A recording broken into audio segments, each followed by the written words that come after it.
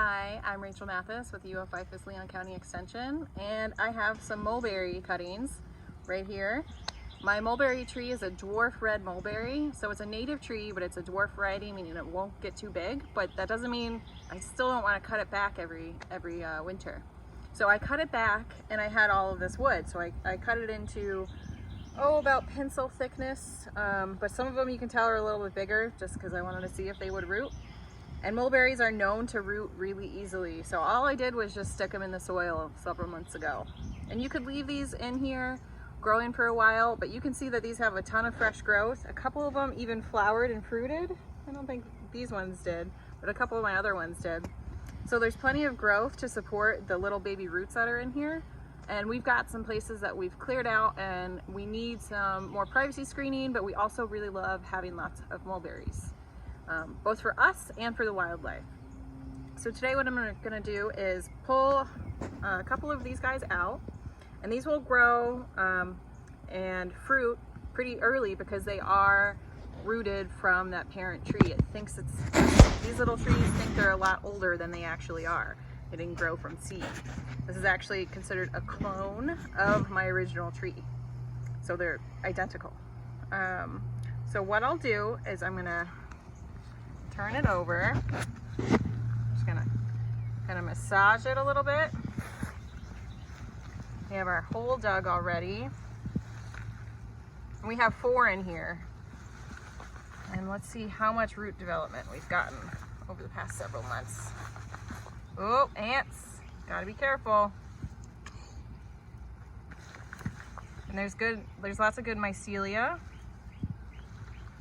Doesn't look like these are red ants, so I'll just be cautious. Look, there's roots all the way down here. So now I'm just gonna carefully select one of these guys. Try not to break any roots. Oh good, that's a good intact root ball. Yeah, a little tangled here. So these plants, they were just sticks a couple months ago, and I planted them and they didn't have any growth at all. They went dormant. But I planted them deep enough where there were several nodes. These are these points where either a branch can come out or roots can come out, depending on the different signals that the plant sends it. So if it's above ground, it sent out some leaf hormones, but if it's below ground, you can see this one just started forming roots here. So we'll plant it, but down here there's a bunch more. I'm not gonna uncover them because I don't want to disturb them. Ooh, look at that, we got a little earthworm. We'll make sure to put him in here. He'll be nice and happy. And because these are so young, I'm not really gonna disturb their roots too much. But generally when you're planting trees, you wanna plant them into the native soil so that they adapt and that they don't just get stuck in this really nutrient dense area. So I'm gonna use the soil that came out of this hole. And you can see it's a lot more clay than whatever potting mix we were just using for the little ones, for the cuttings.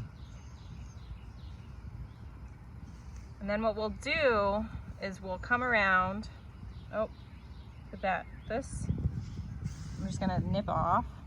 I could take the soil level that high, but it wasn't that heavy of a root, so I'm just gonna leave it a little bit lower.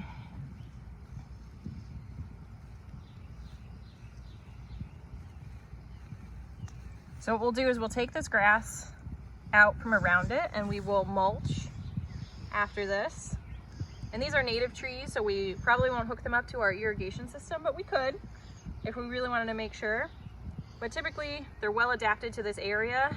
And I mean, just going from the parent plant, we saw about 6 feet of growth in a season. So we're hoping this will give us some privacy from our neighbors, but also give us lots of great fruit.